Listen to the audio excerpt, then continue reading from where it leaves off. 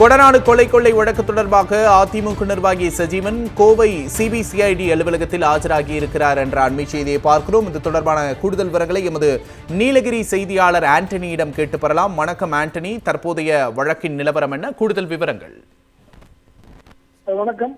இந்த கோடநாடு மறைந்த முன்னாள் முதல்வர் ஜெயலலிதாவுக்கு சொந்தமான கோடநாடு தேயிலை தோட்டத்தில் கடந்த 2017ஆம் ஆண்டு ஏப்ரல் மாதம் 23ஆம் தேதி கேரளாவை சேர்ந்த 10 பேர் கொண்ட குழுவினர் கொள்ளை சம்பவத்தில் ஈடுபட்டனர். இதனை தொடர்ந்து அவர்கள் அனைவரும் பாத்தீங்கன்னா கேரளா வழியாக தப்பி சென்றனர்.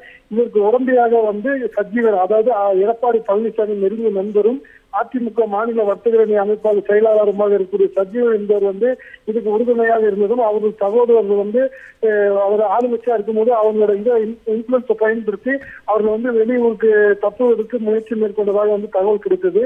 இது சம்பந்தமாக பாத்தீங்கன்னா சிபிசிஐடி போலீசார் தற்போது முருகவேல் சிபிசிஐடி போலீசார் முருகவேல் தலைமையில் தீவிரமாக போலீசார் விசாரணை நடத்தி வருவதில்ல பல்வேறு கோணங்களை விசாரணை நடத்தியதில்லை. தொலைபேசி எண்கள் சஜீவன் இவர்கள் தப்பிக்கிறதுக்கு ஒரு வழியை வகுத்து கொடுத்ததாக ஒரு விசாரணை தெரிய வந்ததை தொடர்ந்து இவரை கடந்த அக்டோபர் மாதம் 5ஆம் தேதி கோவையில் உள்ள சிபிசிஐடி அலுவலகத்திற்கு ஆஜராகுமாறு இவருக்கு சம்மன் அனுப்பப்பட்டது.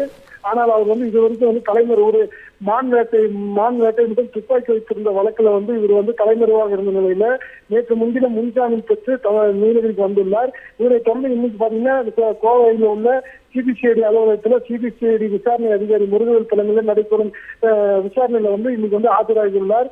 கோடநாடு கொள்ளை வழக்குக்கு முக்கிய குற்றவாளியாக கருதப்படும் சஜீவன் தற்போது இங்கு ஆஜராகியுள்ளது இந்த வழக்கில் பெரிய திருப்பத்தை ஏற்படுத்தும் என எதிர்பார்க்கப்படுகிறது.